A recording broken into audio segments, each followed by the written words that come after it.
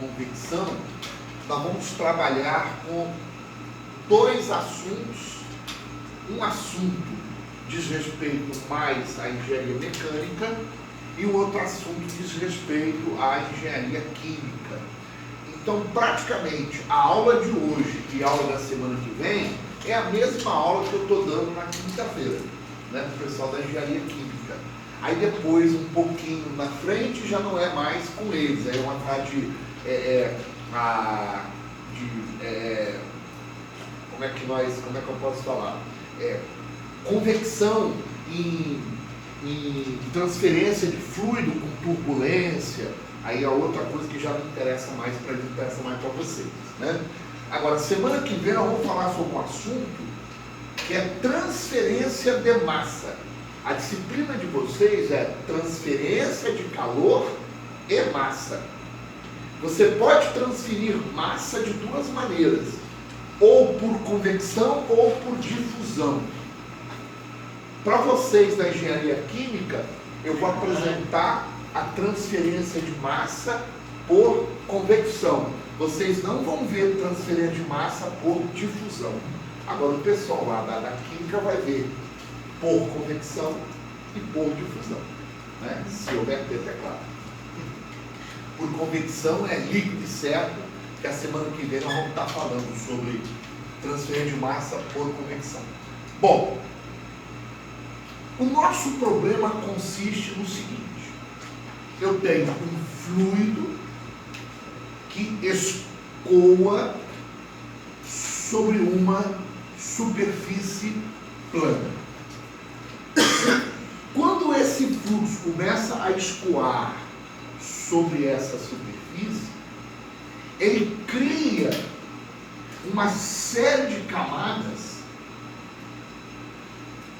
um monte de camadas paralelas, que são as chamadas camadas de velocidade. A velocidade das partículas, ela vai crescendo desde o fundo da camada até a superfície. Eu faço uma analogia com um rio. Aonde que a correnteza do rio é mais forte? É na superfície ou é no fundo? É claro que a superfície, a correnteza é mais forte na superfície. Lá no fundo a correnteza não é tão forte. Por que não é tão forte? Vejam bem, as velocidades, elas vão crescendo de baixo para cima.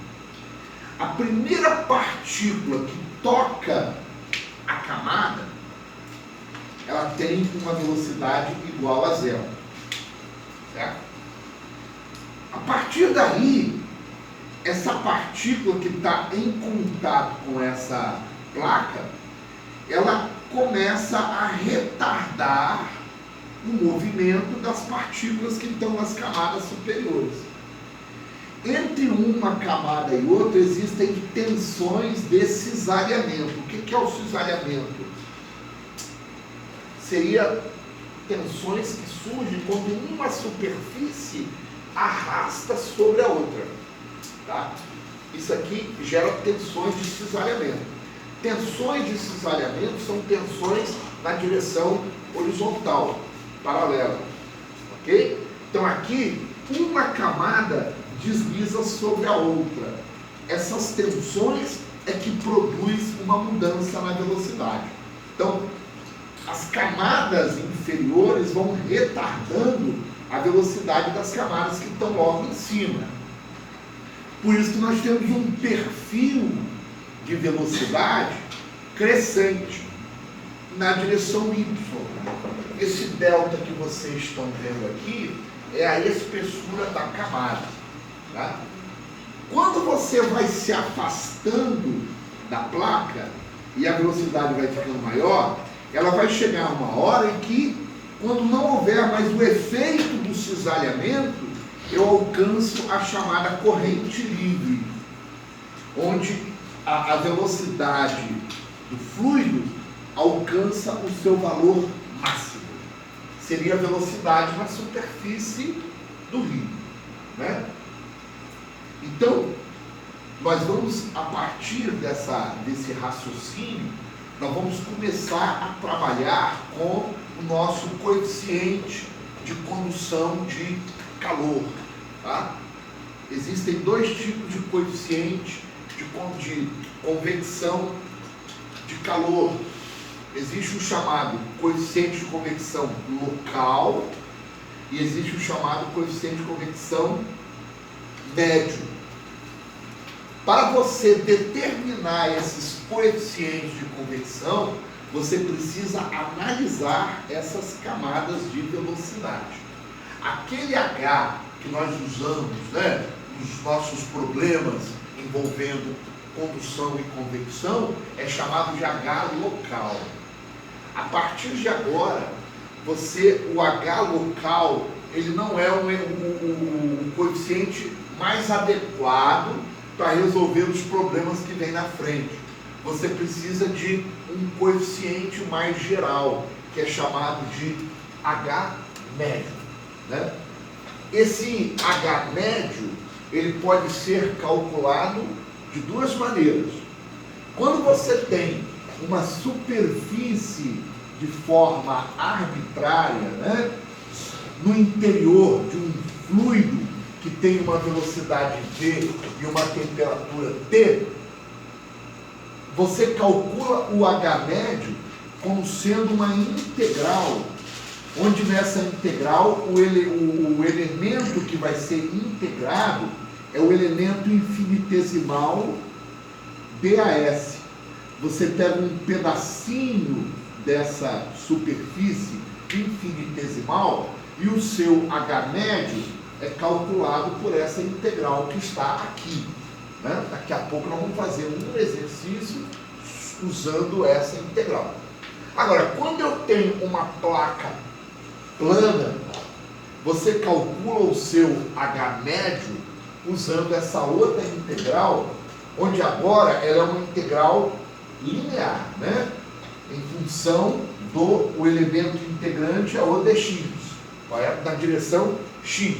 Então, você conhecendo o H local, ou se você tiver uma função desse H local com x, você consegue calcular o H médio. E esse H médio vai ser fundamental para nós fazermos a transferência de massa, problema que ser discutido na próxima aula. Então, nós vamos agora aprender, a aula de hoje, ela tem por objetivo fazer vocês aprender a usar essas duas integrais aqui, tá? Então vamos ver uma primeira aplicação aqui do nosso H médio. Ó, foi determinado que os resultados experimentais para o coeficiente de transferência de calor local Hx para o escoamento sobre uma placa plana, que é aquela que está lá, com superfície extremamente rugosa, segue a seguinte relação. Isso aqui é obtido por a gente chama de modelagem matemática. Então se fez uma modelagem matemática e se chegou a essa conclusão. Esse é o nosso H local, né? Onde A é um coeficiente, está aqui a unidade desse coeficiente, e x em metro é a distância da aresta frontal da placa. Então essa placa, ela é assim, ó. Correto? A nossa placa é desse jeito. Essa aresta aqui é chamada de aresta frontal. E o meu x igual a zero está nesse ponto aqui, ó. X igual a zero. Ok? Então, a partir desse x igual a zero, nós medimos o x. E ele pede o seguinte: desenvolva uma expressão para a razão entre o coeficiente de transferência de calor médio, que é o H barra, em uma placa com comprimento x, e o coeficiente de transferência de calor local, Hx, em x. Então, na verdade, o que ele quer é que você determine a razão entre o hx barra e o hx. É isso que ele quer, que você calcule. Muito bem. Então, como se trata de uma placa plana, é claro que você vai usar a integral da parte inferior. O h barra x é igual a 1 sobre L, integral de 0 até L de hx dx. Lembrando que o nosso L, ele é o próprio x. Eu quero para um comprimento x. Para a integral fica hx é igual a 1 sobre x, integral de 0 até x. O hx é ax elevado a menos 0,1 dx. O A é uma constante. Como é uma constante, ele sai de dentro da integral. Então, você vai ter o A sobre x, integral de 0 até x, de x elevado a menos 0,1 dx. Muito bem.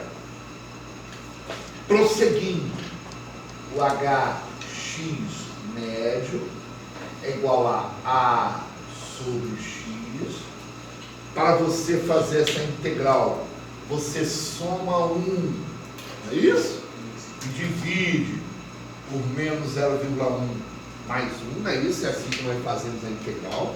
Vai ficar x elevado a 0,9 dividido por 0,9. De 0 até x. Então, você vai ter hx barra vai ser esse 0,9, ele fica embaixo do A. Então vai ficar A dividido por 9 décimos, que é 0,9.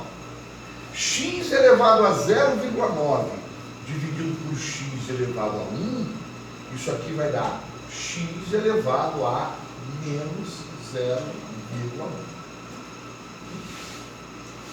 Com x variando de 0 até x. Para você dividir um número por uma fração, repete o número e multiplica pelo inverso da fração. Vezes x elevado a menos 0,1. Se você colocar o x aqui e depois colocar o zero, quando você coloca o zero, 0 elevado a menos 0,1 vai dar quanto? Era 0, então o zero vai anular isso aqui, vai ficar a expressão com o x. Esse aqui é o meu h.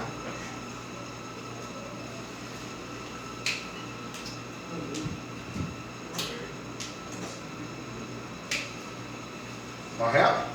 Mas ele quer o hx médio dividido pelo hx.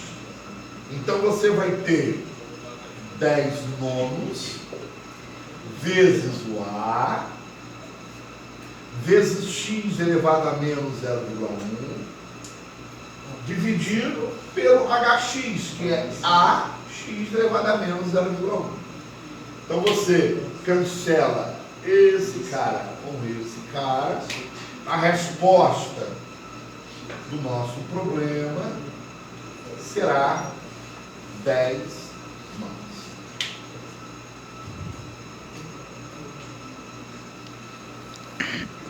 Essa é aquela que cai na prova? Oi? Essa é aquela que cai na prova? Não, essa é muito fácil. A que cai na prova é a que eu vou fazer daqui a pouquinho.